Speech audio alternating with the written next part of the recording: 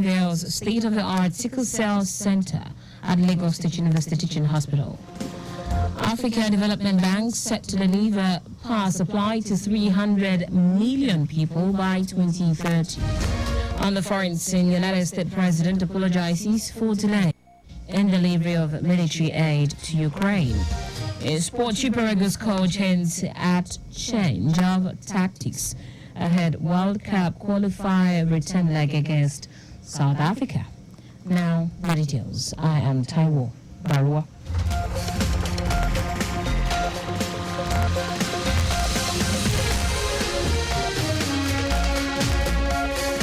Lagos State Governor Babajide Sanwo-Olu has inaugurated a state-of-the-art sickle cell center at Lagos State University Teaching Hospital, Lasuth, donated by the Office of the Senior Special Assistant to the President on Sustainable Development Goals.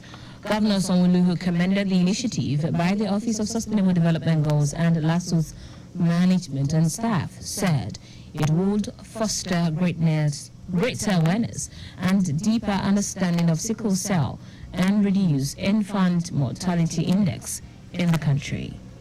If we all work together at the national, at the sub-national, and even at the local government level, we can achieve a lot more together. We can achieve a lot more working collaboratively, ensuring that at all times that the best piece is put forward on the job. I would like to therefore acknowledge the collaborative efforts of the Lagos State government, the Office of SGD, the President, but more importantly, the collaboration that was seen with the management and the staff of Lasuth. Special Assistant to the President on Sustainable Development Goals, Adejoke Orelope Adefolire, noted that the World Health Organization declared that the sickle cell disease is a global public health concern and encouraged countries with high disease burden to establish newborn screening programs to detect affected children early and apply evidence-based interventions for a better outcome.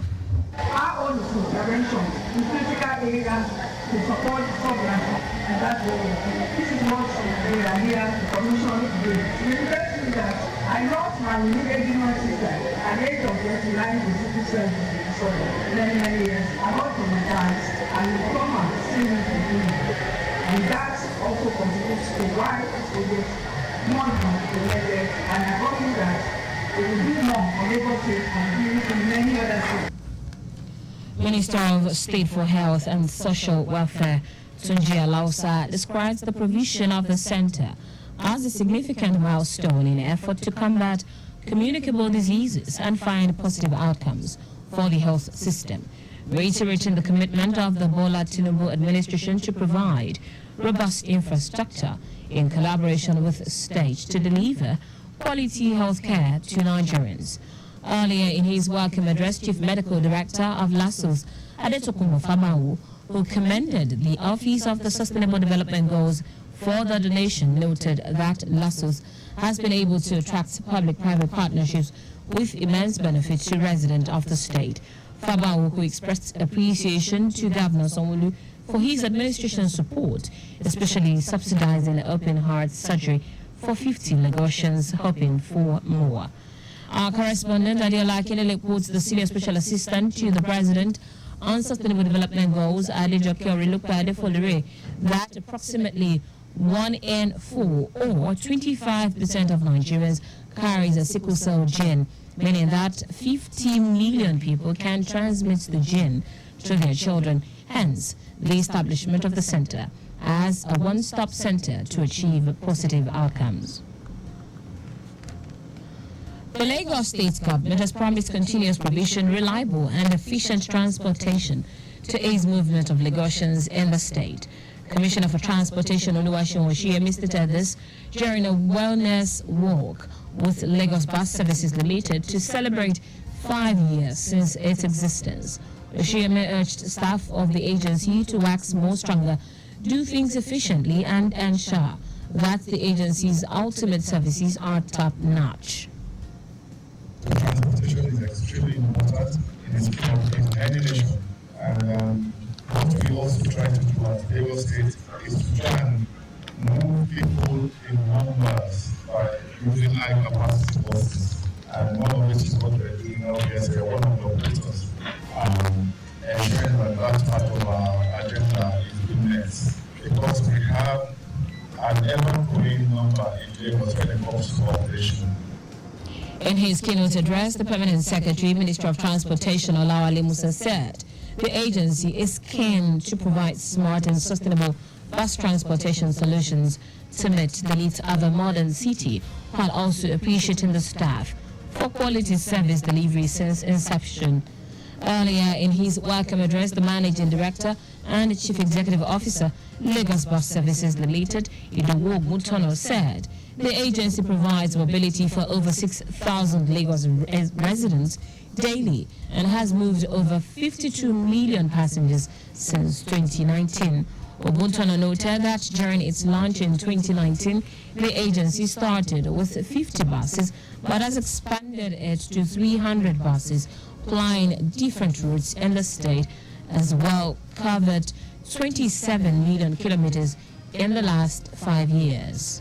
Commemorate, this milestone. 5 years in the life of any organization, any individual is not a small thing.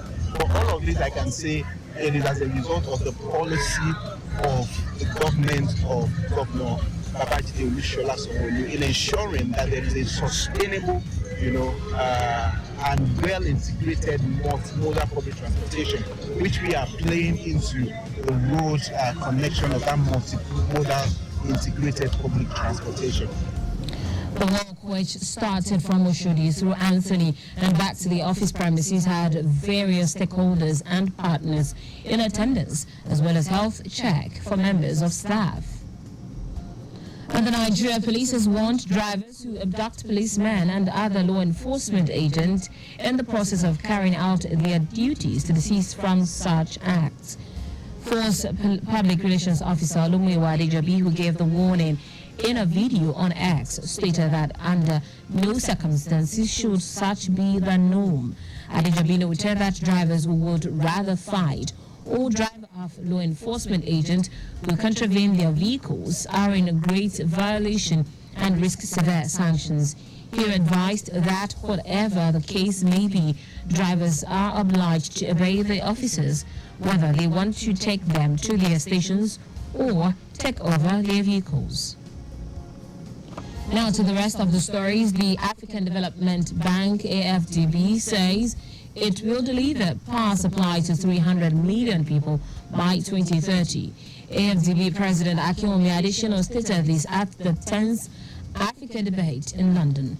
Speaking on the importance of energy to the transformation of Africa, Adesina said the bank has moved from 32% of Africans with power to 57%, but there are still 600 million people without. He added that the bank aspires to achieve 100% universal access to electricity by 2030. The Saudi Minister of Hajj and Umrah, Tawfiq Al-Rabia, has announced the arrival of approximately 1.2 million pilgrims from around the globe. Speaking at a press conference in Riyadh, he affirmed that the pilgrims' journeys had gone smoothly and that they were in good health. Al-Rabia highlighted Saudi Arabia's enduring commitment to serving them. Today is World Food Safety Day. It is celebrated on 17th of June every year to draw attention and inspire action to help prevent, detect and manage foodborne risks, contributing to food security, human health, economic prosperity, agriculture, market access, tourism and sustainable development. The World Health Organization, WHO, and the Food and Agriculture Organization of the United Nations, FAO, jointly facilitate the observance of the day in collaboration with member states and other relevant organizations. This International Day is also an opportunity to strengthen efforts to ensure that the food that the world eats is safe, mainstream food safety in the public agenda, and reduce the burden of foodborne diseases globally. This year's theme is Food Safety, Prepare for the Unexpected.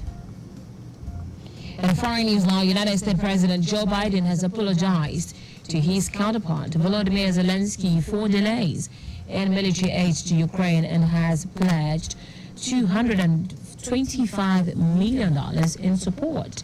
The pair met for talks in Paris a day after they both attended the 80th anniversary commemorations of the D-Day landings in Normandy, France. The U.S. Department of Defense said the new aid package would include ammunition and anti-aircraft missiles.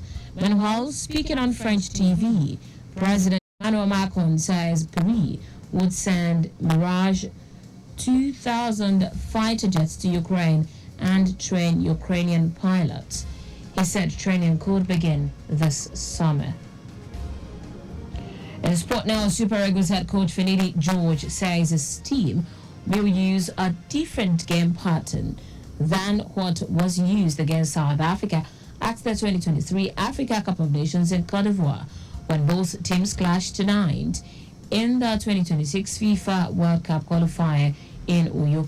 The team is third with 2 points behind Rwanda and South Africa, and only a win would help resuscitate the team's World Cup ambition. George, who will be playing his first competitive game at the Eagles bus, said the South African team proved to be a worthy opponent before it lost to Nigeria on penalties. He assured that the team would do the needful to get a win. And that's it on the news at 6, but just before we go, please do not drive beyond the speed limit. You can follow us and like all our various social media platforms: X Traffic Radio 961, Instagram Lagos Traffic Radio 961. Subscribe and watch our news and programs live on YouTube at Traffic Radio 961. You can also visit our website at trafficradio961.ng. Did you know that the Sanwo-Olu administration engaged independent managers for the management of the Lagos theatres? You can get more details on the Lagos State Government website. To end the news, here are the highlights of the major stories. Lagos State Governor Babajide Sanwo-Olu has inaugurated a state-of-the-art sickle cell center at the Lagos State University Teaching Hospital, Lasuth, donated by the Office of the Senior Special Assistant to the President on Sustainable Development Goals. The African Development Bank, AFDB, is set to deliver power supply to 300 million people by 2030. We also told you that the United States President Joe Biden has apologized to his counterpart, Volodymyr Zelensky, for delays in military aid to Ukraine and has pledged $225 million in support. In sport now, Super Eagles head coach Finidi George has hinted that his team will use a different game pattern than what was used against South Africa at the 2023 Africa Cup of Nations in Cote d'Ivoire, when both teams clashed tonight in the 2026 FIFA World Cup qualifier in Uyo. For contacts with the newsroom, send a message to info@trafficradio961.ng. That ends the news broadcast compiled by Adewale Oloporoku. I am Taiwo Baruwa. Thank you for listening. Good evening.